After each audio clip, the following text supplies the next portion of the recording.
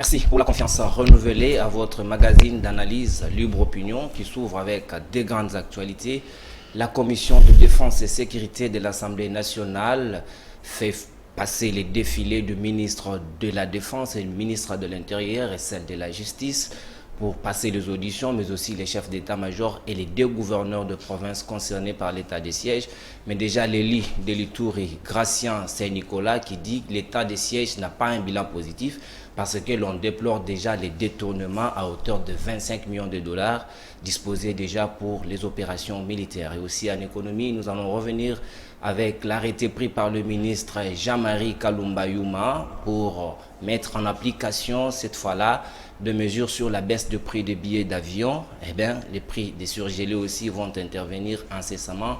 Pour en parler, mes deux invités sont déjà là pour analyser. J'ai à ma droite Louis-France Kouzikessa, directeur général de Congo Média Libre 13, mais ici je le reçois en qualité de révolutionnaire et analyste indépendant. Louis-France, bonjour et bienvenue. Merci monsieur Nono. À ma gauche, Patrick Lokala, l'observateur indépendant, lui également révolutionnaire. Patrick, bonjour et bienvenue. Bonjour Nono, bonjour à vos téléspectateurs, bonjour à Louis-France Kouzikessa. Merci d'entrée de jeu, je vous prends déjà parce que Louis-France Kouzikessa est à la fois coordonnateur de VED, qui est un mouvement mis en place par lui-même pour lutter contre les victimes de l'état de droit. Vous aviez initié une marche pacifique le lundi dernier, mais qui a fini par être dispersée par les éléments de la police. Est-ce que vous avez un sentiment d'avoir réussi ou vous avez échoué parce que vous n'avez pas respecté les règles de Covid? D'abord, VED n'est pas mise en place par moi. VED est mise en place par le Présidium, dont Patrick Lokala fait partie. Mais il y a un exercice maintenant comme révolutionnaire auquel nous sommes soumis avant le début de l'émission. Nous commençons par jurer sur la constitutionnalité de nos langages et jurer sur notre combat qui inspire un État constitutionnel. Et de temps en temps, quand nous venons, il faut commencer par jurer que tout ce que nous devons faire doit être conforme à la Constitution.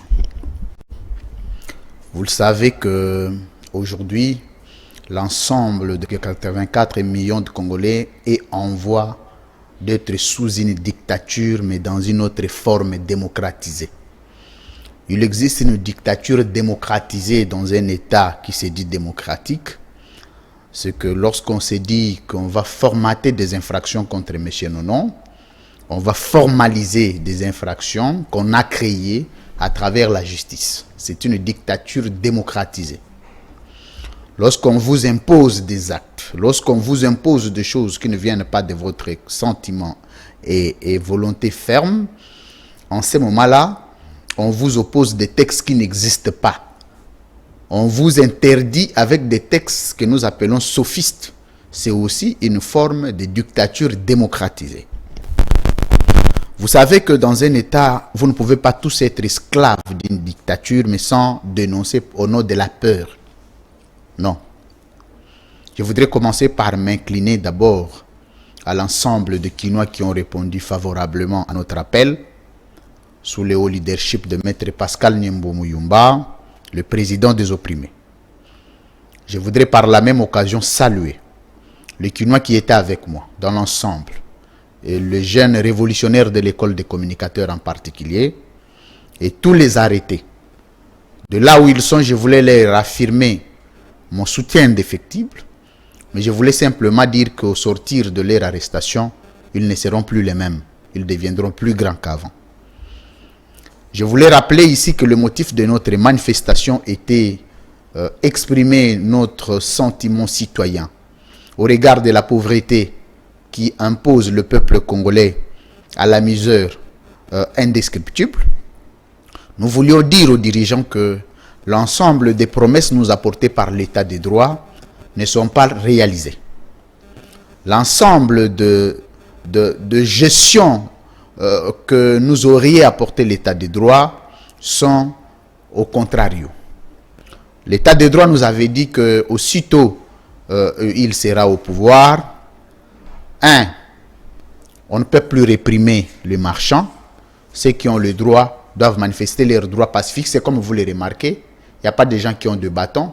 Il n'y a pas de gens qui ont des cailloux, il n'y a pas de gens qui lancent des pierres, il y a des véhicules qui passent. Je vois quand même, vous portez en majorité des cache-nez, mais la distanciation sociale n'est pas respectée. Mais il faut aussi poser la question si ceux qui sont à l'Assemblée nationale respectent la distanciation physique. Il faut aussi poser la question parce que la distanciation n'est pas seulement les faits de cette manifestation. Mais je voulais dire, M. Nonon Kourou, comme coordonnateur en exercice de VED, c'est que c'était une démonstration de la capacité de mobilisation, parce que nous voulions dire qu'aussitôt nous voir, pacifiquement, nous allons adresser un mot. Mais notre police, la police qui devait travailler au service de la nation congolaise, au service du peuple, ne nous a pas donné l'occasion. On a commencé par étouffer. Est-ce que vous aviez quand même avisé l'autorité? J'en arrive. La Constitution, donc, je suis moi-même. Oui, parce que la Constitution vous autorise d'en informer d'abord l'autorité des tutelles. Très bien. Je vais répondre à cette question. Nous avions mobilisé le peuple en dépit des étouffements dont le peuple a été victime dans les coins, parce qu'on devrait d'abord se voir dans les coins au fait de nous retrouver dans le bloc. Mais vous verrez au moins que dans chaque bloc, il y avait plus de 1000 personnes. Dans chaque bloc. Imaginez si on s'était vu à la place enseignement comme prévu, c'est que ça donnerait. Et chaque carrefour de Kinshasa était hier émaillé par une foule immense qui scandait des chansons révolutionnaires au nom de Pascal Nyombo, au nom de VED, au nom de la pauvreté du peuple. Mais vous savez une chose, c'est vrai, vous aviez posé la question. Moi, je suis légaliste, je suis un homme d'État. Je ne suis pas un homme de la rue et que quand je pose les actes parce que tel ne veut ou tel ne veut pas. Nous avions fondé notre démarche à l'article 26 de la Constitution, il faut la lire. C'est à l'intention de tous, la Constitution est à la portée de tout le monde. Il est stipulé ainsi. La liberté de manifestation est garantie. Toute manifestation sur la voie publique ou en plein air impose aux organisateurs d'informer par écrit aux autorités administratives compétentes. Ça, c'est un point. Nul ne peut être contraint à prendre part. Ça, c'est une autre disposition qui n'a rien à voir. Je relis juste le deuxième alinéa. Toute manifestation sur la voie publique ou en plein air impose aux organisateurs d'informer par écrit l'autorité administrative compétente, d'informer. Et cette disposition n'a jamais dit qu'au retour, quand le gouverneur, quand l'autorité administrative compétente est informée, il doit répondre. Ça, c'est une invention de l'état de droit. Une invention juridique. Je ne savais pas que nous avions écrit au gouverneur 48 heures avant de notre marche. On a pris acte. Parce que vous savez qu'il y a une réponse tacite. Au terme, dans l'esprit constitutionnel de l'article 26, il est dit dans l'esprit du constituant que lorsque vous adressez la lettre d'information, vous n'attendez aucune réponse, mais le silence de l'autorité administrative compétente est une autorisation tacite. Malheureusement, le peuple a été réprimé, appréhendé, tabassé et d'autres arrêtés jusqu'à maintenant. Mais je voulais dire simplement que ce n'est qu'un début. Les plus grandes manifestations d'envergure ostentatoire sont à venir. Pacifique, bien sûr. Notre lutte est mentale, notre révolution est mentale. Nous n'avons pas à lutter contre les individus. Nous luttons contre un système et nous voulons d'un État assis sur la gestion rationnelle de la chose. Vous ne pouvez pas comprendre qu'un Congolais soit regardé comme un animal par un étranger. C'est malheureux, je termine, je vous redonne votre parole, monsieur Nono, excusez-moi. Oui. C'est qu'ici, il est question de la nation. Nous, au VED, nous luttons pour la nation, nous luttons pour un État. Et un État reposant sur les fonctionnalités juridiques, les fonctionnalités administratives, les fonctionnalités politiques, je dirais, démontrables. On ne voudrait pas avoir un État improvisé où chacun pose les actes comme il veut, il faut réprimer. Nous regrettons au fond de nous, nous voulons rappeler au peuple congolais qu'ils doivent rester attachés au VED, victimes de l'état de droit, parce que tout le monde est candidat victime de l'état de droit. Si tu n'es pas victime de l'état de droit, tu es candidat, demain tu le seras. Et nous, au VED, nous disons, le pouvoir est au peuple. Moi, je ne suis pas victime de l'état de droit. Patrick Mais Lokala, tu es candidat. Ça, c'est lui, France Gouzikeza, qui l'a dit. Patrick Lokala, c'est vrai qu'il y a plusieurs canaux pour faire entendre sa voix. Il n'y a pas que la marche. Est-ce qu'avez-vous épuisé toutes les voie de recours pour qu'enfin vous puissiez descendre dans les rues de Kinshasa, enfin de faire entendre votre voix. Qu'est-ce qui vous a manqué pour faire par exemple un mémo, aller déposer au président de la République ou encore au gouverneur de la ville? Merci beaucoup, cher Nono, pour la question. Il y a ce qu'on appelle les degrés d'appréciation de fait par rapport aux événements, par rapport à une situation de la vie sociale. Et les conditions dans lesquelles nos populations passent la vie actuellement ne fait pas appel à des stratégies telles que des mémos, telles que des petites déclarations, telles que des petits communiqués, des petites communications à la télé.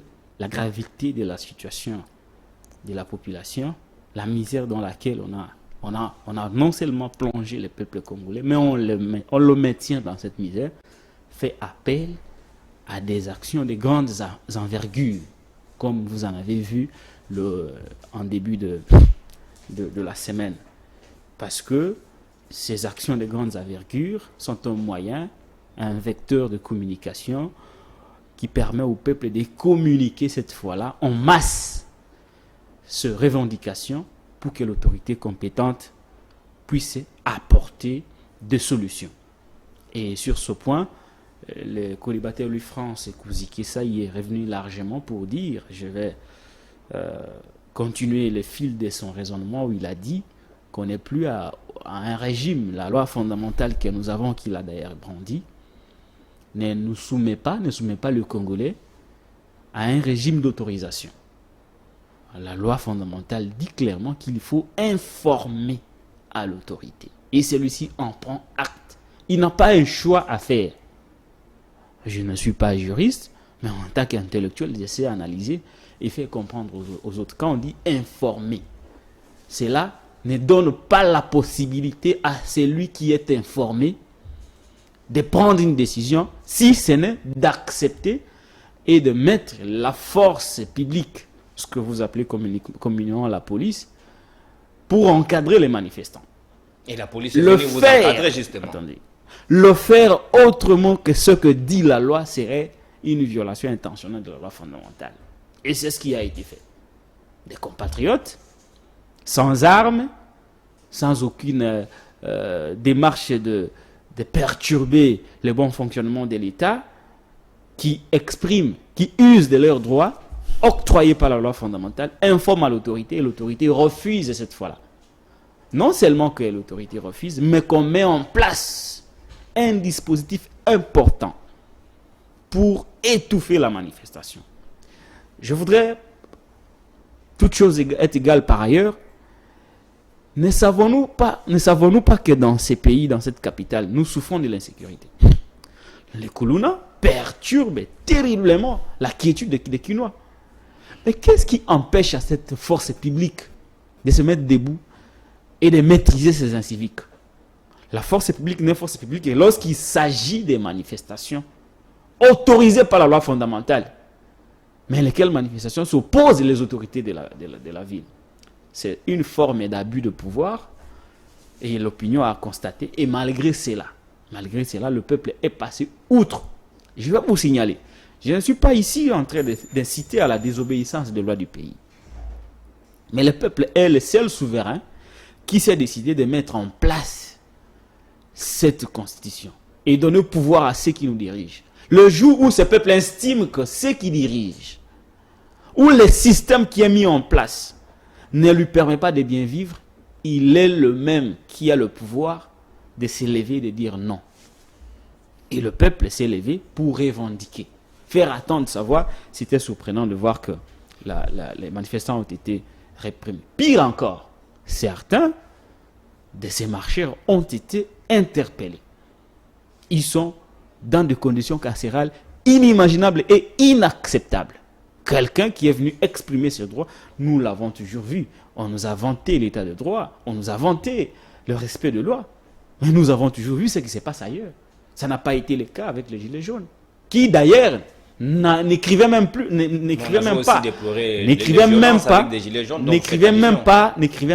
ça ce sont des dérapages que nous décourageons, mais ces Gilets jaunes n'écrivaient même pas à l'autorité urbaine de leur pays pour obtenir l'autorisation. Ils marchaient. Nous sommes une jeune démocratie, ça il faut reconnaître. Une jeune démocratie, vous êtes sûr? la démocratie vit à travers la volonté de ceux qui doivent l'appliquer. Et c'est justement contre ces pratiques que nous nous opposons. Vous voyez la loi fondamentale, je vais citer par là, dit que nous avons la vocation, je reprends souvent cette phrase est très évocative, dit que nous allons mettre au niveau de l'Afrique centrale un état de droit où il y a les respects de loi et les respects de droits des autres. Mais malheureusement, cet état de droit voulu par les constituants originels n'est pas celui qui est appliqué par les acteurs qui sont au pouvoir. C'est que ceci soit dit et éclairé auprès de ceux qui pensent que nous nous battons contre l'état de droit tel qu'expressement repris dans la loi fondamentale. Il ne s'agit pas de cela. Nous nous battons contre un état de droit appliqué par des acteurs qui ne veulent ni respecter les lois du pays, qui ne veulent ni donner à manger aux Congolais, ni donner à boire aux Congolais, ni donner des routes aux Congolais, ni donner aux Congolais les moyens de transport. C'est contre cet état de droit qui est en train d'assouplir le peuple, un état de droit qu'on dresse contre ses propres concitoyens, où on a mis en place des indicateurs tels qu'une justice qui n'est pas équitable, une justice qui a des décisions iniques, une justice qui n'est justice que lorsqu'il s'agit de mon anniversaire. Cet état de droit-là, ce n'est pas celui voulu par la loi. Et si il y a des velléités à installer un état de droit qui ne concorde pas avec celui voulu par la loi, nous, au niveau des VED, nous allons nous ériger en obstacle pour ne pas permettre à ce mal de voir le jour. Nous sommes déterminés à étouffer le mal dans les fonds. Merci beaucoup. À étouffer le mal dans les fonds, ça on retient. Lui, France Kouzikessa, je sais que vous ne pouvez ou ne pas être d'accord avec la manière dont la manifestation a fini. Les éléments de l'ordre ont été là, ils ont arrêté certains. Je ne sais pas pourquoi la raison. Peut-être on a brûlé de punais, vous avez vu tout à l'heure à travers des images. Peut-être c'était la raison qui a fait en sorte que les éléments de l'ordre puissent au fait arrêter et mettre la main à certains. Par exemple, à une minute, il faut que je rappelle très rapidement ici que le régime qui est au pouvoir aujourd'hui n'a pas beaucoup de leçons à nous donner sur la manière de revendiquer. Ok? Parce que s'il faut revenir sur comment une structure peut revendiquer, le régime en place ne peut pas nous donner des leçons. Parce que le régime en place en revendiquant de l'époque de Kabila, on en a tout vu et nous on l'a accompagné. On l'a acclamé. Nous, on a accepté que ce régime qui est au pouvoir aujourd'hui s'acharne contre la dictature d'hier. S'acharne contre les antivaleurs politiques d'hier du régime de Kabila. Aujourd'hui, le même régime qui nous a donné beaucoup de leçons une fois au pouvoir, nous, on va laisser les gens marcher démocratiquement. On nous dit il y a de la manière de marcher. Alors qu'on a vu, eux, ils ont incendié des maisons, il y a des cassures, on ne peut même pas en citer. Mais aujourd'hui, c'est de donner des leçons sur comment marcher dans un État. Je suis malheureux au-dedans de moi, M. Nonon, si on ne lutte pas pour ce pays, nous l'avions perdu. Et chacun de nous, là où il est, pour ne pas être complice de l'ingouvernabilité dont est victime le peuple, nous devons lutter, nous devons nous liguer. Et tout Congolais conscient doit adhérer au VED, parce que on ne voudrait pas que demain, quand tu es victime, que tu viennes. Il est mieux que tu viennes quand tu es candidat. Parce que la situation n'est pas encore pire. La situation est acceptable. Il faut aussi rappeler que la police congolaise, c'est notre police. Je vois très mal que Tshisekedi que tu as vu au pouvoir aujourd'hui, cette police l'a insulté, l'a maltraité, l'a marginalisé. Mais la police ne sait pas. Parce que moi, Louis France Kouzikessa, demain, si j'ai une portion de responsabilité dans cet État, il y a des choses que je ne ferai pas sous ordre de quiconque. Même pas de mon chef hiérarchique. Parce que je dois quand même être humain pour comprendre que les gens qui marchent pacifiquement. Nous avions ratifié beaucoup de conventions au niveau international sur les droits de l'homme. Vous pouvez disperser à la rigueur le manifestant, mais vous n'avez pas besoin de les arrêter pendant 48 heures ou 24 heures si vous voulez. Non. Pourquoi faire? Vous les arrêtez pourquoi? Pour quelle infraction? Quelle est l'infraction de leur arrestation? Cette fois-là, quelle est l'infraction? Pour avoir manifesté, revendiqué un droit. Et ces gens-là sont en train de croupir dans le lieu de détention. En train de souffrir. Sont privés de leurs droits. Parce qu'ils sont dans un état de droit. Ils ont voulu revendiquer leurs droits. Et l'état de droit n'en veut pas. Mais non. Monsieur Nono. Voilà pourquoi j'en appelle ici à l'ensemble du peuple de rester mobilisé, alerté, pour éviter les pires dans ces pays. Parce que le préambule de notre constitution, il y a des gens qui ne font pas beaucoup d'attention. Parce que les gens lisent plus. On va passer à la thématique. Je termine. Les gens lisent plus les dispositions constitutionnelles qui parlent de pouvoir du président, pouvoir du premier ministre, mais les gens ne lisent pas les préambules. Le préambule sur le plan du droit est un élément motivateur d'un texte. Il est dit ici que considérant que l'injustice, avec ses corollaires, l'impunité, le népotisme, le régionalisme, le tribalisme, le clanisme, le clientélisme, par leurs multiples vicissitudes, sont à l'origine de l'inversion générale des valeurs et des ruines du pays. C'est-à-dire que ces éléments que nous sommes en train de déplorer aujourd'hui constituent une ruine pour un État. Donc, soit nous allons accepter de vivre dans le népotisme, dans le clientélisme, dans l'injustice, dans la dictature, dans l'impunité, dans le tribalisme. Parce que dans les institutions aujourd'hui, il n'y a que la composition des quatre premières lettres d'alphabet français. Ça commence par T, suivi de S et puis H. Si à la rigueur vous partez de cette formule, il y a une autre formule, c'est K, A. C'est parti comme ça. Et or, le préambule de notre constitution dit que ce genre de comportement constitue une ruine pour un État. Voilà pourquoi nous voulons que, à l'origine, à l'aune de cette affaire, que nous puissions mettre fin. Et la bonne manière de mettre fin, c'est de venir au VED, victime de l'état de droit, une structure d'État, de révolutionnaires, d'indépendants d'esprit des hommes de conviction et des hommes d'État, pour que nous puissions lutter ensemble. Et ici, vous avez suivi les messages de l'initiateur du VED, Maître Pascal Niembo Muyumba, que nous saluons au passage.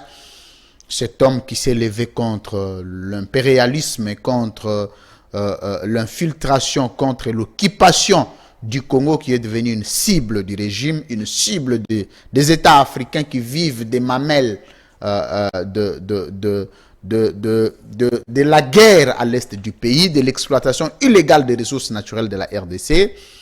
Nous voudrons, aux côtés de son leadership, dire au peuple congolais que la Constitution nous a donné le droit le plus légitime de nous opposer contre toute forme de dictature ou d'antivaleur qui ne correspondent pas aux vertus de notre Constitution, qui est une convention collective dont tout Congolais a prêté serment, devant lequel tout Congolais doit s'incliner. Tout Congolais doit s'incliner. C'est avec ces mots-là, Louis France, qu'on va conclure ces dossiers. Patrick Lokala, je ne vois pas pourquoi vous allez revendiquer du moment où Félix Tshisekedi en a fait de l'état de droit sa priorité. Vous êtes victime. En quoi êtes-vous exactement victime? En une minute, on passe à la thématique du jour. Non, mais nous sommes des victimes parce que, je vais vous reprendre les mêmes choses quasiment, ne serait-ce que les transports. Jusque-là, je vais prendre seulement Kinshasa comme un cas d'étude. Il n'existe pas une politique efficace par rapport à la mise en place d'un système cohérent de transport au Congo, particulièrement à Kinshasa. Il y a les Transco qui existent. Les transports que vous citez, il y a de cela quelques jours ici, il y avait un mouvement de grève. Les bus ils tombent en panne à tout moment. Vous avez une population qui avoisine 11 millions d'habitants. Et vous n'avez à peine que moins de 1000 bus. Avec ça, vous pouvez avoir la prétention de résoudre le problème des transports. Vous avez la situation, l'état des routes. Les routes sont quasiment impraticables. Nous avons des routes qui n'obéissent pas aux standards internationaux. Nous avons un problème de création de routes secondaires. Parce qu'on nous a dit, les sauts des moutons vont résoudre le problème, mais jusque-là, le problème n'a pas trouvé sa solution. Donc, ne serait-ce qu'à ça, il n'y a pas une solution durable par rapport à la problématique des transports. Et je peux vous citer autant de problèmes. J'ai pu réfléchir avec mes compatriotes congolais, qu'ils nous disent, depuis qu'on est là au pouvoir avec ces prétendus états de droit, qu'on nous dise un seul secteur dans lequel le pouvoir ou le régime a trouvé une solution durable. Je ne parle pas des solutions palliatives. Vous achetez quelques bus, vous dites nous avons trouvé la solution. Vous réduisez les prix, mais en même temps vous nous filez des poulets à problème. Qu'on nous cite un seul secteur, le jour où on va me citer ce secteur-là depuis 2 ans et demi, moi j'arrête d'être congolais. Parce qu'il n'y en a pas. Et pire, quel est ce secteur-là dans lequel le pouvoir en place ou le régime en place a investi pour trouver une solution durable dans combien de temps? Nous naviguons à vide. Tout simplement parce que l'état de droit voulu par la Constitution est pris en otage par l'état de droit appliqué par ces gens qui n'ont pas la volonté de changer les choses au Congo. Ils n'ont pas la volonté. Et voilà la problématique générale qui fait que tout Congolais en principe est une victime de cet état de droit qui ne ressemble pas à celui voulu par la loi. Il ne faut pas aussi caricaturer l'état de droit tel que vous voulez. Patrick Lokala. Je ne fais pas un débat avec vous, mais je vous démontre. En 10 secondes. Je vous donne les faits. En 10 secondes, nous demandons la libération immédiate de ces compatriotes qui ont été arrêtés pour avoir manifesté leurs droits. Quel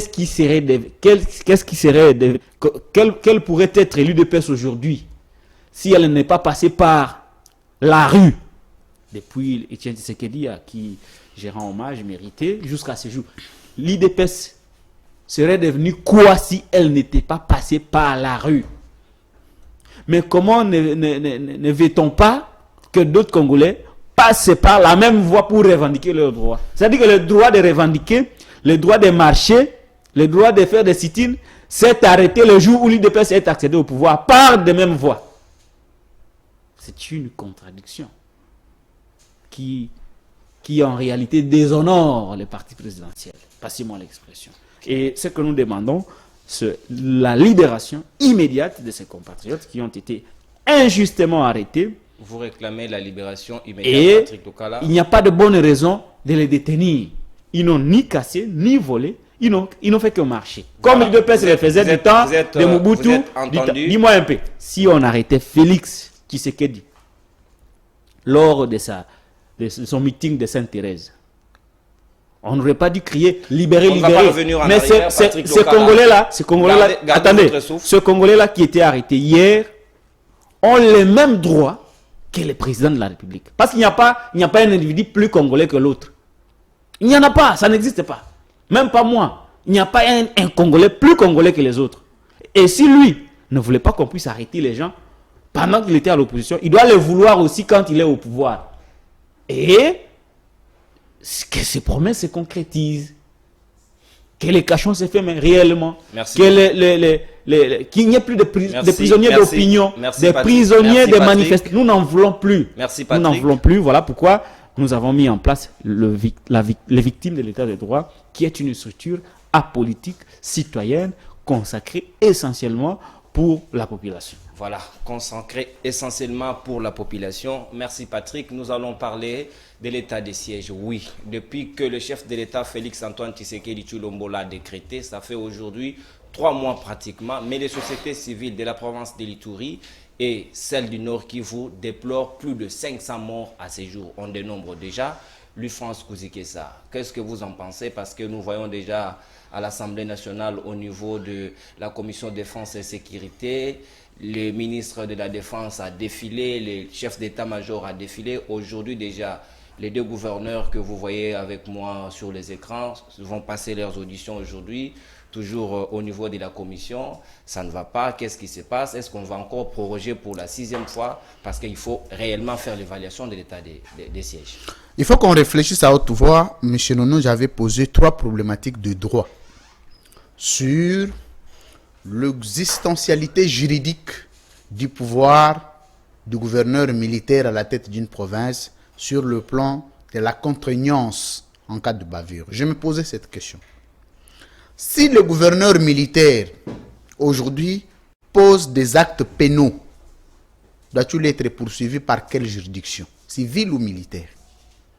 Parce que tout en état militaire, il pose les actes civils. Ok? Deuxième chose, j'avais posé l'autre question, je me demandais, l'organe compétent à sanctionner le pouvoir politique du gouverneur militaire. Est-ce c'est l'Assemblée provinciale qui n'a pas le pouvoir de sanctionner un militaire? Est-ce c'est le Premier ministre? C'est le président de la République qui a nommé par ordonnance le gouverneur, ou ça sera qui? La troisième question, j'ai posé la question de savoir le contrôle de la fonctionnalité administrative du pouvoir politique du gouverneur militaire. Comment faut-il contrôler la gestion, le moyen alloué? Quel est l'organe? Comment le faire? Et jusqu'aujourd'hui, ces questions n'ont jamais été. Voici comment ça se passe. C'est un exercice facile, monsieur Nono. C'est que tous les actes qui sont posés dans un état de droit doivent avoir un soubassement juridique. Mais le gouverneur, aujourd'hui, n'a que seul soubassement qui tient sa vie fonctionnelle et organique comme institution, c'est un acte administratif, l'ordonnance du président de la République. Et dans cette ordonnance, il n'est jamais dit clairement, parce qu'en principe, ce gouverneur devrait être, l'Assemblée nationale devrait être incompétent de juger le gouverneur. Parce qu'aucune loi n'en prévoit, aucune procédure n'en prévoit. C'est ça la magie juridique au Congo. Là, c'est j'en arrive. Audition sur base de quel soubassement juridique? Audition, parce que si vous voulez audition, vous savez que le pouvoir est d'attribution en droit. Nous n'avons pas la prétention d'enseigner les droits administratifs ici, mais nous avions, je suis isolé de la sédition, de faire constater à l'opinion que l'État congolais est dans la rue. Prenez ça comme vous voulez, vous pouvez mettre sur Internet, il n'y a pas de souci. Vous savez que il y a des concepts constitutionnels qui accompagnent le pouvoir constitutionnel dans la période d'exceptionnalité constitutionnelle dans un État. Parce que nous en avons 3, c'est un enseignement très important. Nous avons l'état de siège, nous avons l'état de guerre, nous avons l'état d'urgence. 3 États qui constituent les périodes d'exceptionnalité constitutionnelle dont on définit comme la concentration du pouvoir absolu par le président de la République. Donc pendant cette période, le président peut usurper certains pouvoirs des autres fonctions, des autres institutions pour poser les actes. Mais dans cet esprit-là, il y a des concepts à prendre en compte. Il y a ce qu'on appelle les modalités pratiques, il y a ce qu'on appelle les mesures d'encadrement.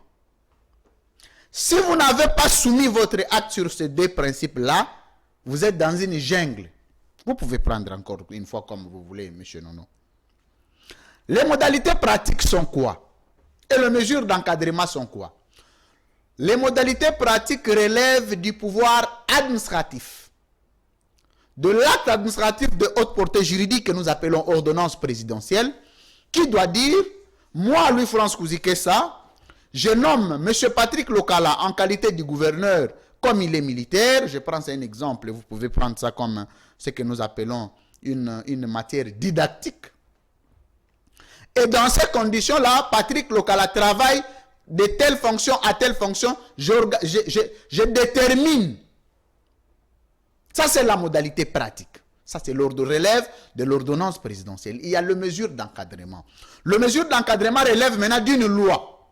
Il faut que l'Assemblée nationale prenne une loi pour dire que pendant que le gouverneur exerce sa fonction, excusez-moi, il est militaire, mais il peut être auditionné par la commission défense et sécurité de l'Assemblée nationale en cas de bavure ou en cas d'irrégularité dans l'exercice de ses fonctions.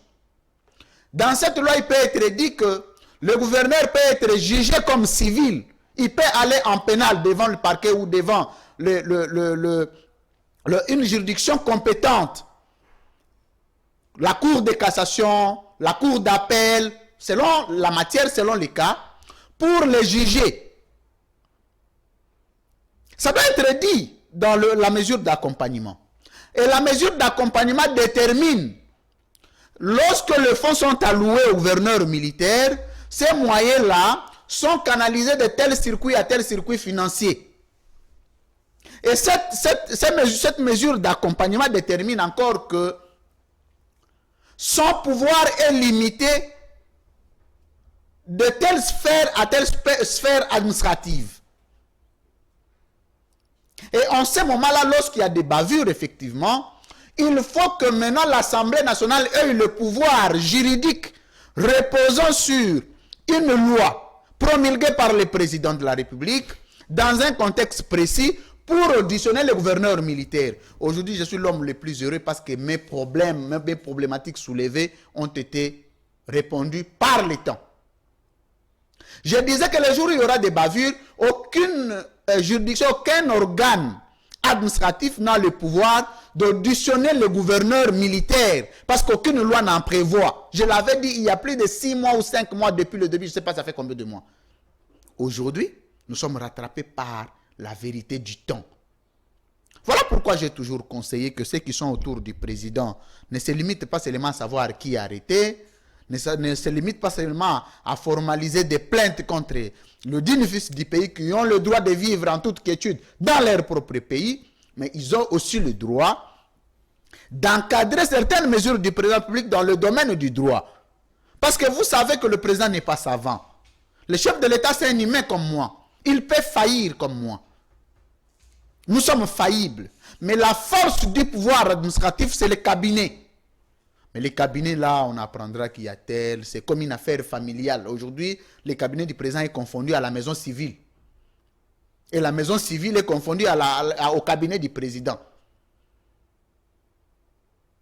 Aujourd'hui, la maison civile, donc la famille peut décider de ceci, tel peut décider de ceci. Mais cette fois-là, on ne sait pas que tout ce que vous faites au niveau de la présidence, comme c'est la première symbolique de l'État en termes d'institution, a des répercussions sur la vie normale des institutions du pays.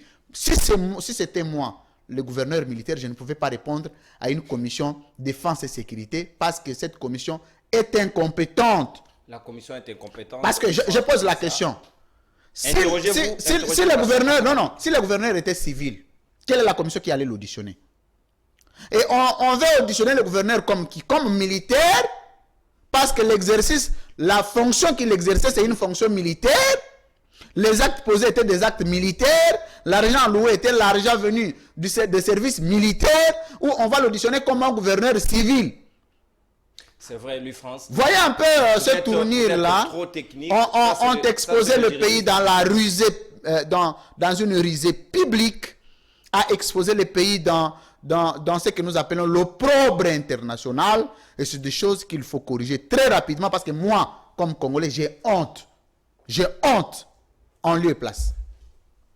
Patrick Lokala, je reviens à vous. Vous le savez que je suis sûr et certain que vous l'avez suivi.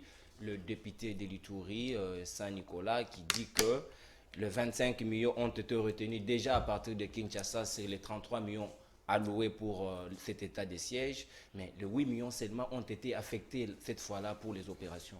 Comment pouvez-vous comprendre cela? Ça ne va pas. Avant que j'aborde la question des millions de dollars, on en a l'habitude ici dans ces pays depuis un moment de perdre comme ça un peu d'argent, 8 millions, 10 millions, 15 millions, 30 millions, ramer en prend autant, et puis voilà, on vit comme si on était dans une jungle.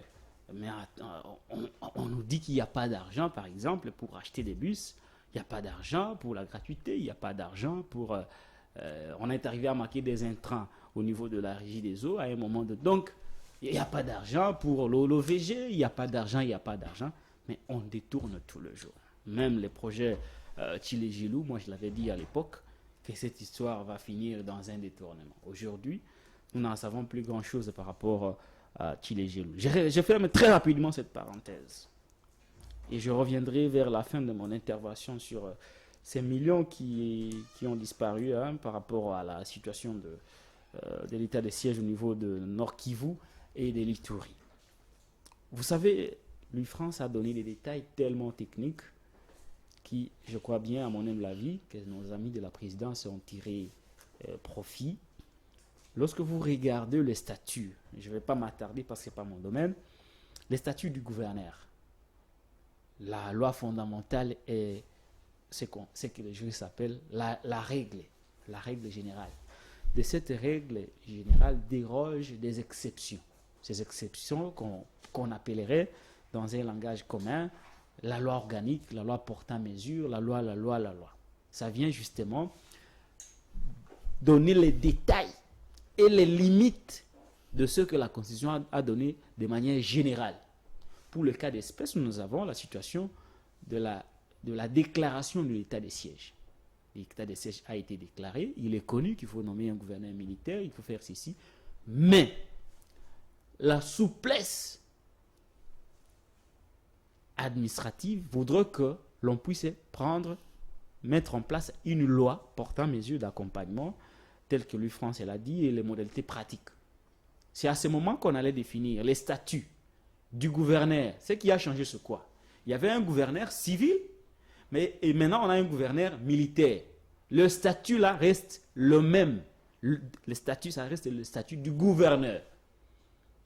Et la logique ne voudrait pas que ce qui était faisable, les limites qui étaient reconnues ou dressées au gouverneur civil, le soit également au gouverneur militaire parce qu'il s'agit de la gouvernance d'une province. Par exemple, nous savons, je suis là en train de prendre sa matière pour la rendre un peu plus compréhensive parce que c'était trop technique. Et moi, comme journaliste, j'ai le devoir de simplifier certaines choses. C'est-à-dire quoi? Nous savons que le pouvoir des gouverneurs vient du peuple par le trichement des élus provinciaux, ce qu'on appelle le scrutin indirect. Ils donnent le pouvoir au gouverneur. Et le gouverneur est redevable vis-à-vis de l'Assemblée provinciale. Lorsqu'il y a des dérapages, lorsqu'il est à côté des missions lui reconnues par les lois, il est interpellé au niveau de ceux qui lui ont donné le pouvoir, c'est-à-dire l'Assemblée provinciale. Il présente ses moyens de défense. Au cas où le fait allégué contre lui sont vrais, il est mis de côté par une mention. Et après, sa démission est formalisée auprès du chef de l'État qui l'a nommé par ordonnance. Ou, après cela, il peut être traduit devant des instances judiciaires. Pour le cas d'espèce, il a cité la Cour de cassation, auprès de laquelle il doit répondre, présenter ce moyen de défense, parce que lorsque vous avez été chassé du pouvoir et que, par exemple, vous avez détourné, vous devez répondre, parce que vous n'êtes pas un citoyen qui est hors la loi, qui vit en dehors de la loi du pays. C'est ça la logique normale du fonctionnement par rapport à la redevabilité, non seulement devant les élus provinciaux, mais aussi devant les instances judiciaires. Et la problématique qu'il a soulevée est totalement réelle. Si on était dans un pays où nous avons des gens qui réfléchissent, on aurait dû, dans cette loi portant mesures d'accompagnement, d'encadrement et de modalités pratiques, prévoir ce qui se faisait pendant l'administration civile. Cela aurait dû être observé, réalisé pendant l'administration militaire. C'est-à-dire, cette loi allait définir, ce sont là des termes clairs, que s'il y a bavure, il répond vis-à-vis de tel, il répond vis-à-vis de tel. Bon, maintenant qu'on voudrait, qu'on l'a invité au niveau de l'Assemblée nationale, quel est le soubassement juridique qui donne le pouvoir à l'Assemblée nationale d'interpeller un gouverneur? j'enlève militaire et civil. Il s'agit là du statut. Le statut, c'est d'abord gouverneur. Peu importe les civils ou le militaire. Quel est le pouvoir qu'il donne? Quel est le pouvoir que l'Assemblée nationale a d'interpeller, d'auditionner un gouverneur? J'aurais voulu que ce soit une invitation. Peut-être qu'on voudrait... il passe pour des raisons de civilité. On pouvait même maquiller ça.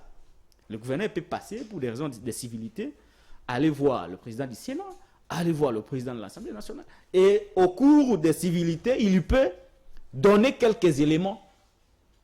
Ce sont là les us et coutumes. Mais maintenant, le pouvoir, la légalité... Hier, le professeur Jacques Njoli, qui est l'un des membres de la commission, il a dit que cette évaluation est juste là pour pouvoir la faisabilité sur la possibilité de pouvoir proroger ou carrément arrêter l'état de siège. Vous savez, la compétence n'est pas une déclaration d'amour qui reste de manière éternelle. J'ai beaucoup de respect au professeur Njoli, mais par moments, je commence à douter un peu de la pertinence de ses analyses actuellement. Vous les rencontrez souvent, posez-lui la question. C'est bien bon. Un juriste ne réfléchit pas comme moi. Vous savez, moi je suis analyste, je suis journaliste. Je peux donner des points de vue et parfois ça même faire des références. Un juriste s'exprime avec les textes. Professeur Ngata a dit, la beauté du droit, ce sont les textes. Quand votre professeur Njoli dit que c'est normal, quel est l'article qui lui donne ce pouvoir-là? Qui donne le pouvoir à l'Assemblée nationale d'évaluer, d'inviter un gouverneur pour l'évaluer, l'auditionner. Quelle est la légalité? Quand on dit la légalité, ça dit qu'il faut donner la disposition de la loi qui permet cela. Il l'a dit clairement. Lui n'est pas professeur. Mais pourquoi? Lui, France, qui n'est pas professeur, sait comprendre que le pouvoir est d'attribution et que votre Njoli ne peut pas comprendre que le pouvoir est d'attribution et que nous connaissons tous les attributions de l'Assemblée nationale. L'Assemblée nationale, c'est l'émanation du peuple au niveau national. Et l'Assemblée nationale n'a pas le pouvoir. L'Assemblée nationale, cher ami, ne peut pas se substituer à l'Assemblée provinciale. Et comme c'est le gouverneur militaire, il aurait fallu que la loi définisse auprès de qui serait-il redevable pour justement donner l'état des lieux de l'état d'urgence. Passez-moi cette pathologie. État de siège. État de siège. Auprès de qui? Auprès de qui? Nous sommes dans une situation où il y a absence de loi. Quand il y a absence de loi, ce ne sont pas des individus, un Njoli qui passe à la télé pour dire, parce qu'il a la notoriété. Il faut vous méfier des gens trop notoires qui donnent de points de vue. Vous risquez beaucoup plus de donner de l'importance à sa notoriété plutôt qu'à la pertinence de ce qu'il dit. Et ce que Njoli a dit n'est pas fondé. Moi, je l'ai dit, je ne suis pas juriste, mais je l'ai dit que ce n'est pas fondé parce qu'il n'y a pas une seule disposition qui donne à l'Assemblée nationale le pouvoir d'auditionner ou d'interpeller un gouverneur. Il y a là un cas d'absence de loi. La loi n'autorise pas cela parce que nous connaissons comment les choses doivent se faire. Les millions maintenant. Vous savez, il y a un élu du peuple. Je ne l'aime pas beaucoup de par sa légèreté, je ne vais pas le citer ici pour ne pas le vexer, qui a voulu qu'avant que l'on puisse procéder à la prorogation de l'état de siège, que l'on fasse une évaluation de la situation de l'état de siège. Il n'a jamais été écouté. On a prorogé parce que quelque part on a reçu un dictat venu du haut qu'il faut proroger, on proroge. Mais nous prorogeons. Mais quel est l'état de la situation sur le terrain? Est-ce que cet état de siège est efficace? C'est ça la remise en cause que tout intellectuel doit faire. Et si nous avions la majorité des députés responsables, on aurait dû procéder avant tout par l'évaluation, depuis la première prorogation. C'est à l'issue de l'évaluation qu'on aurait su que voilà, les stratégies que nous avons mises en place n'ont pas marché. Et pourquoi ces stratégies n'ont pas marché? Que faut-il faire pour que ces stratégies marchent? Mais le groupe de Mbosso s'en fout carrément de l'évaluation, mais c'est content de proroger. La situation est catastrophique sur le terrain. Il y a des morts tout le jour. L'état de siège a pour vocation de finir cette histoire-là. Il faudrait combien de temps pour qu'il n'y ait plus de morts? La logique, c'est quoi? Avant l'état de siège, il y avait des morts. On met un état de siège, On doit réduire sensiblement les taux de mortalité. Est-ce que le taux de mortalité a été réduit à la baisse? La réponse à cette question, elle est non. C'est-à-dire que l'état de siège, jusqu'aujourd'hui, n'a servi à rien. Toutes ces prorogations n'ont servi à rien. C'est comme s'il n'y avait pas état de siège. Entre-temps, c'est encore grave. L'état de siège, c'est une décision de haute portée qu'un chef d'État puisse prendre. Et lorsque cette décision est prise, tout le monde est mobilisé. Mais comment est-il normal que vous me dites qu'il y a des millions qui sont détournés? On arrive même à détourner l'argent censé servir pour l'état de siège afin de trouver des... On détourne ça. Est-ce que vous avez déjà appris que les responsables ou les présumés responsables ont été déjà interpellés? Et s'ils l'ont été, est-ce que vous pensez que ça va aboutir? Donc ça devient une vaste blague. Une minute, ça donne raison maintenant. Ça donne raison. Nous avons dit que c'était une décision populiste parce qu'on a crié. Il faut éviter de gérer la chose publique lorsqu'on crie. Faites ceci, faites ceci. Vous le faites. Ça c'est le populisme. On ne gère pas un État avec du populisme. On gère un État sur base de réformes. Pas parce qu'on a crié à limiter. On a crié à limiter. Mettez état de siège. Vous dites oui, j'ai écouté la base. Je mets l'état de siège. Mais entre-temps, l'état de siège n'a pas apporté de solution. Il y avait d'autres options qui pouvaient nous aider à résoudre ce problème plutôt que de procéder par un état de siège. Maintenant, l'état de siège s'avère faible. Quelle est la suite que nous a, quelle est la crédibilité qu'on pourrait encore donner à l'état de siège parce qu'il a démontré de sa faiblesse. Je suis tout simplement déçu et il y a lieu pour eux de se ressaisir. Faute de quoi, ça sera pire. Mais il faudrait que l'on tienne compte de ce que nous disons. Nous ne le disons pas par haine, mais nous le disons parce que c'est ça la raison. La raison voudrait que la loi puisse nous guider. Et lorsqu'il n'y a pas de loi, il faut créer. Parce qu'il y a besoin. Lorsque vous ne créez pas, on va tomber dans l'anarchie. Et l'anarchie, c'est la gêne. Et ça, il faut attendre l'issue de l'évaluation. Peut-être qu'on va pouvoir envisager cela. Lui, France Kouzike, ça, on va devoir boucler déjà cette deuxième thématique. Mais vous devez savoir que l'inspecteur général des forces armées, le général Amissi Koumbadi Tangofor, est déjà en train de traquer un peu comme l'IGF au sein de l'armée pour essayer de ramener les millions perdus qui se sont volatilisés à Kinshasa. Ça, on peut quand même saluer. Bon, moi, le problème des militaires et des policiers, à bien comme à mal, je n'en parle pas. S'ils savent qu'ils font du bien, c'est leur affaire. Je pense qu'ils ne font pas du bien, c'est leur affaire. Honnêtement, depuis un moment, j'avais pris la responsabilité de ne m'occuper ni de près, ni de loin, ni en bien, ni en mal, des problèmes des militaires et des policiers. Parce que ce sont les mêmes qu'on enverra pour venir te chercher. Pour des problèmes. Tu veux défendre les mêmes gens qui ne te veulent pas. Donc, il faut vraiment m'en débarrasser de ces histoires-là. Mais par contre, je voulais dire que j'ai une petite observation. C'est qu'en Afrique, quand un professeur entre au pouvoir, il perd beaucoup de pertinence. Et quand un professeur d'université, qui par moment était intelligent, percutant, mais dès qu'il est dans les institutions, apparemment qu'il y a beaucoup de facultés qu'on enlève un peu. Je ne sais pas, cette remarque, vous l'aviez faite avec moi. Regardez tous les professeurs de Kabila. C'était des professeurs qu'on regardait avec aucune considération sur le plan scientifique. Mais c'est des éminents. Et depuis l'adhésion du professeur Njoli à l'Union sacrée, vous sentez qu'il y a beaucoup de faiblesses scientifiques.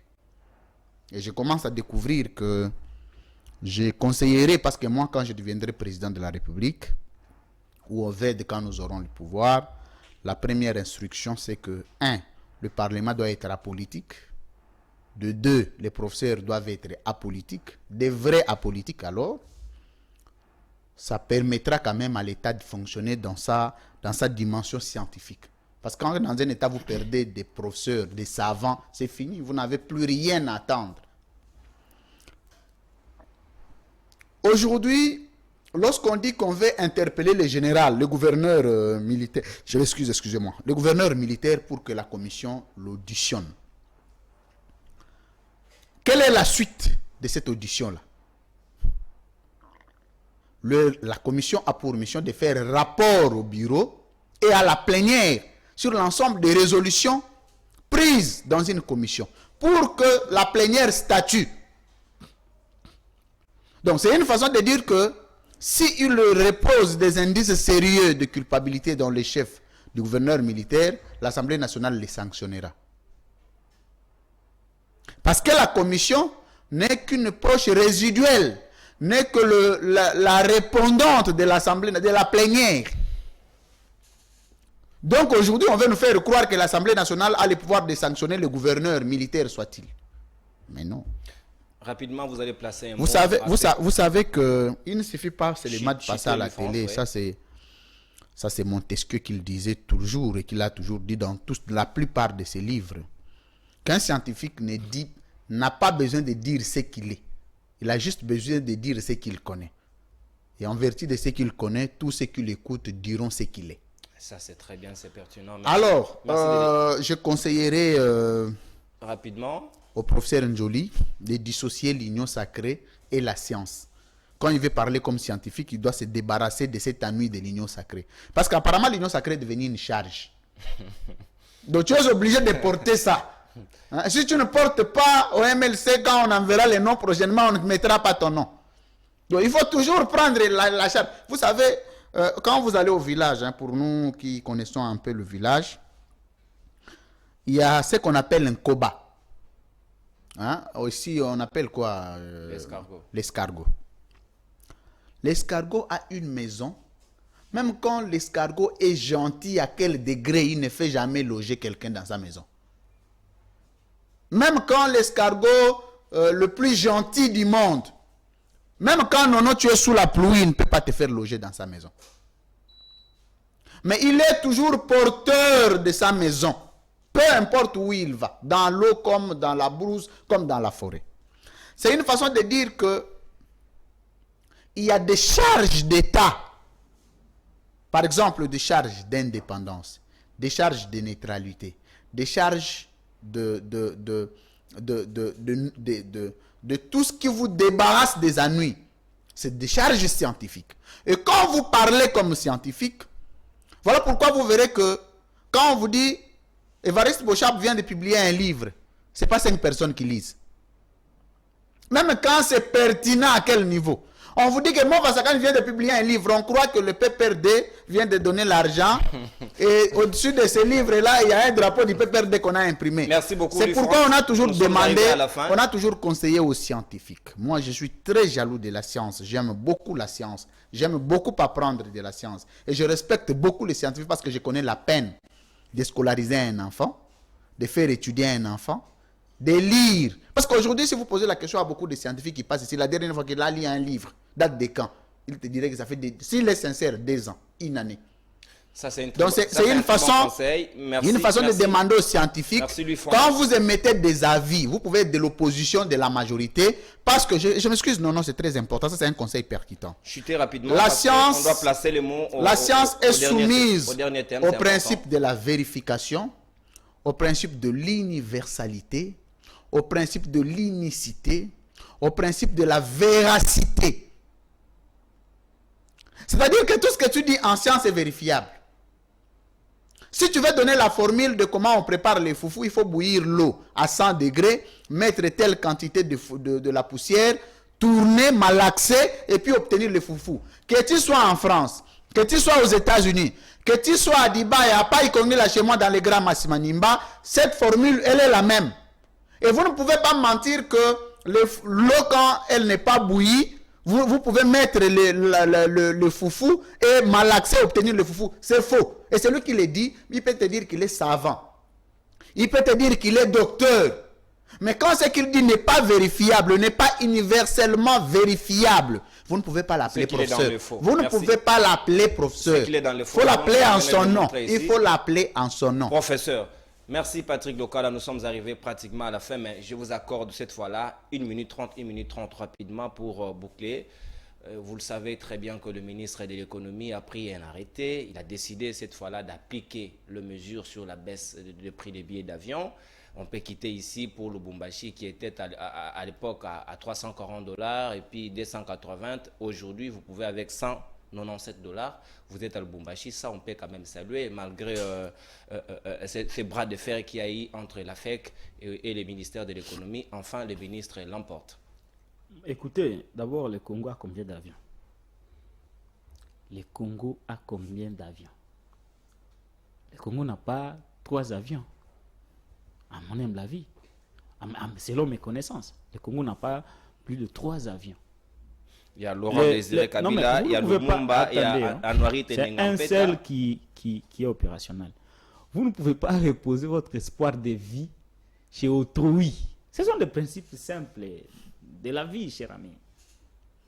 Bon, c'est ce que j'appelle des solutions palliatives. On n'est pas là pour gérer l'État sur base de solutions palliatives. Il faut trouver des solutions durables qui resteront pour la vie.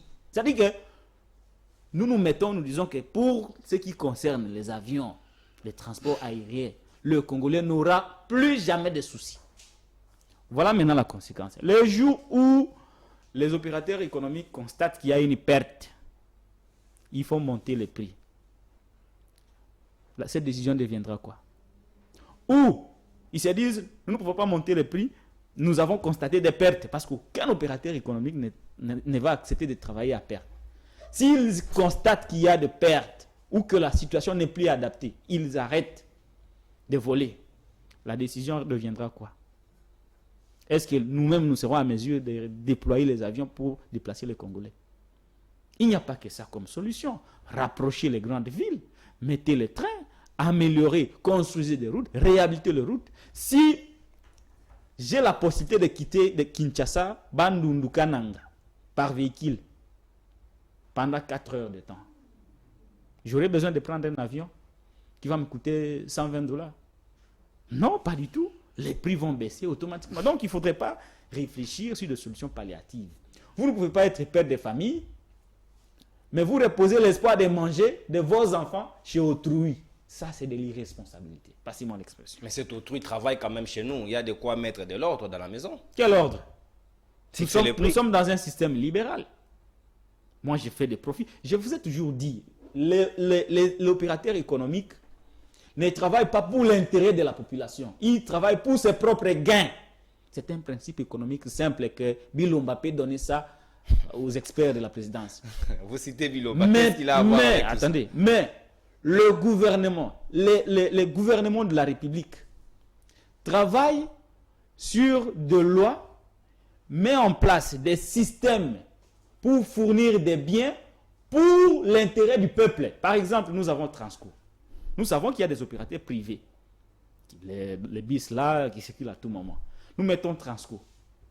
Nous mettons un nombre important de bus. Parce que nous voulons servir la population, l'intérêt général. Nous baissons les prix.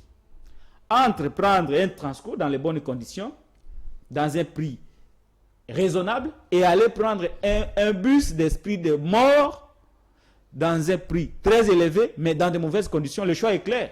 La population va choisir. Celui-là va de lui-même baisser les prix. Mais vous n'améliorez pas votre secteur, mais vous voulez baisser les prix d'un opérateur économique qui est là pour faire les gains.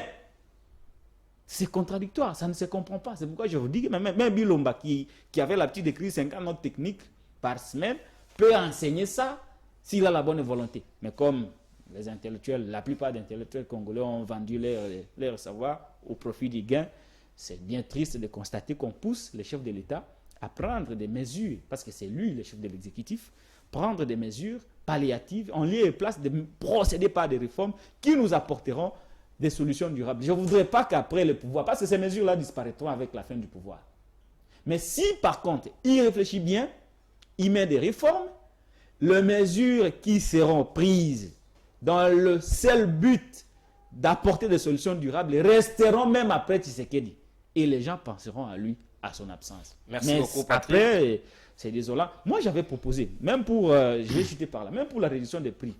Il suffit d'aller à Louf ici, ouvrir la frontière de Louf, comme ce fut le cas à l'époque. Les denrées alimentaires vont entrer, les produits de première nécessité vont entrer, et ça va concurrencer les marchés internes ici détenus par les Libanais. Et la solution allait être trouvée. Mais vous ne voulez pas ouvrir Louf, mais vous voulez vous servir des autres pour avoir des solutions à vos problèmes. Non, ça ne se passe pas comme ça en économie, malheureusement. Lui, France Kouzike, ça, mais on peut ou ne pas vouloir, mais le ministre a enfin décidé pour la mise en application de mesures prises. On a tant chanté ici, oh, on était inefficace, le ministre ne pouvait rien faire. En 1 minute 30, comme Patrick, tout à l'heure, vous allez devoir donner votre point de vue quant à ces sujets. Bon, mon point de vue, je sais que ça va choquer. Mais je ne le dis pas contre un individu. Moi, je m'oppose toujours au mal. Patrick Local a dit que au Congo, on a combien d'avions? On a quand même cité le 1, le 2 là. Depuis que le régime ici est venu. Jusqu'à 3. Attends, même à 5. Depuis que le régime est venu, acheter combien d'avions? Ça va venir, ça vous pouvez patienter. Non, mais On pour va passer la commande. ceux qui existent, toi tu cites 5. Mais pour ceux qui n'est pas, tu dis que ça va venir. Tu penses que nous sommes à l'église? Tu me prends moi à être à l'église ici? Ou pour avoir la foi sur des choses qui viennent dans la tête de quelqu'un? Attends. Tu as cité 5, 4, 3. Tu as même cité les noms, Gimpa Vita. Tu as même cité les noms, Laurent Désiré Kabila. Mais si tu sais que le régime ici a acheté, le régime de l'état de droit. Combien? Les premiers? Il n'y en a pas. L'IGF Mais c'est non, il faut me citer les avions. L'IGF rapporte beaucoup de millions, ça pouvait être certain. Je te parle des avions, tu me parles de l'IGF. Très bientôt, vous aurez des Mais avions non, qui vont venir. Hein. Mais c'est non, non. Ça, il faut être patient. Mais c'est non, non. Je parle des avions, tu me parles de l'IGF. Il y en Tu a- vois comment Il l'état faut de avoir droit, l'argent pour acheter des l'état avions. de droit fonctionne comme ça. Le présentateur est bloqué. On demande la loi, on sort les communiqués. C'est comme ça dans l'état de droit. Ni ange, ni démon. Mais non. Combien d'avions le régime, le ministre, le fameux ministre là, depuis qu'il est venu, combien d'avions? Même un projet, bon, je vais vous aider. Quand on parle des avions, on dirait que ça Non, va aidez les beaucoup. téléspectateurs, ne m'aidez pas moi. On dirait que ça va, hein, je sais que tu veux t'en débarrasser. C'est une charge. Hein. Défendre l'état de droit est une charge. Papa. Mais quand même, je ne serai pas ici en train de défendre les individus, je ne fais que Je faire mon te dis travail. que c'est un exercice difficile. À un moment, tu vois que les communicateurs ne viennent presque plus. C'est une charge. Il faut avoir eu beaucoup d'argent pour le faire et être psychologiquement assis. Franchement, moi je n'ai pas Bon, décidé. si on dit que les avions, on ne les a pas achetés parce que l'IGF est en train de ramasser l'argent. C'est ça, non? Mais les projets sur l'achat d'avions, Il n'y en a pas. il y a combien de projets déjà?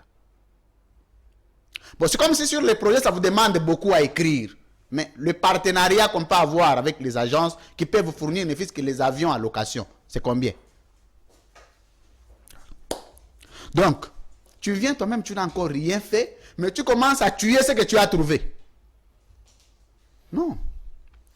Vous savez que le prix, parce que je n'ai pas fait l'économie, je n'en ai pas non plus la prétention, mais je passe ma vie à lire.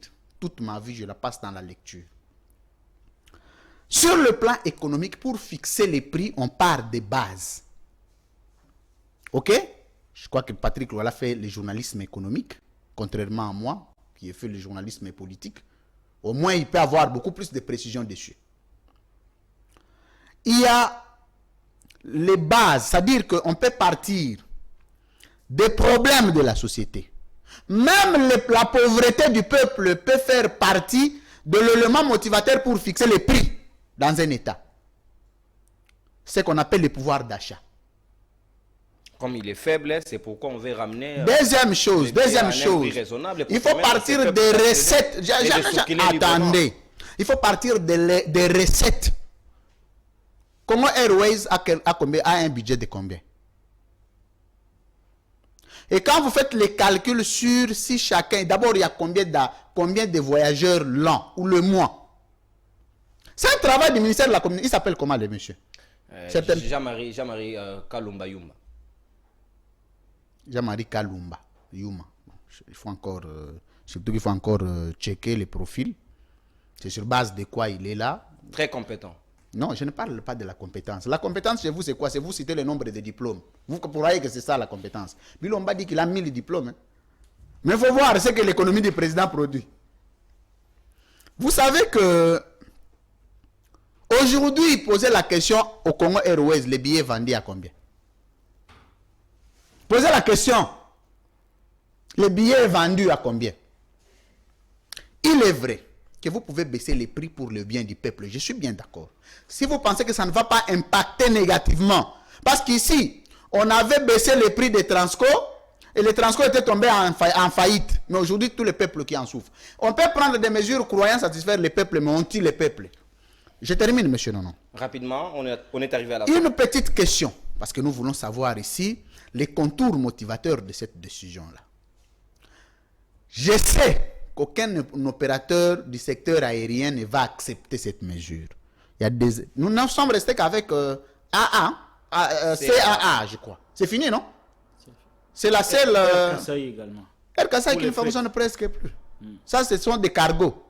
Merci, on va devoir... Voilà pourquoi nous approfondir les voulons recherches. que l'État prenne en compte les recettes, les problèmes. Je suis bien d'accord qu'on arrive à baisser les prix d'un secteur. Je suis bien d'accord, j'encourage la mesure si elle ne va pas impacter négativement sur le fonctionnement de l'entreprise, de la société, mais aussi et surtout, il faut nous dire, il ne suffit pas de venir baisser ce que vous avez trouvé. Il faut d'abord acheter.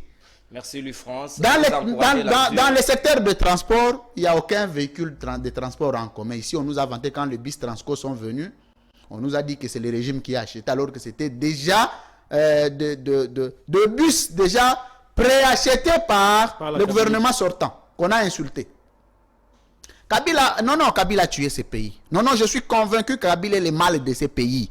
Mais ce régime est le pire pour ces pays. Je suis convaincu que le Congo n'a pas de chance. Je suis convaincu, monsieur non. Le pire, c'est avec Tshisekedi. Non, Kourou. Ça, c'est quand même pas Je suis convaincu que Kabila est le mal de ces pays, il a tué ces pays. Je suis d'accord. Mais je te dis que ce que Kabila a fait, ce régime ici ne le fera pas. Parce qu'apparemment, ici, on commence à nous dire que la priorité, il faut maintenant voir... Parce qu'on a terminé les 5 ans. On vient de terminer les 5 ans. On va terminer les 5 ans comme ça. Merci, dans les débats, tel a dit, la commission de défense a appelé, Union africaine, ceci. Et les 5 ans sont terminés comme ça. Le peuple, lui, n'a même pas vu un pain. Et puis les pains du peuple, on ne l'a pas vu. Même les pains qui étaient vendus. À l'époque, hein, on voyait sur chaque avenue, ma maman m'a pas bazoteka. Ma pa Ndunda, Nini. Pondu, et ça les Kanaba venu et les Karasouté.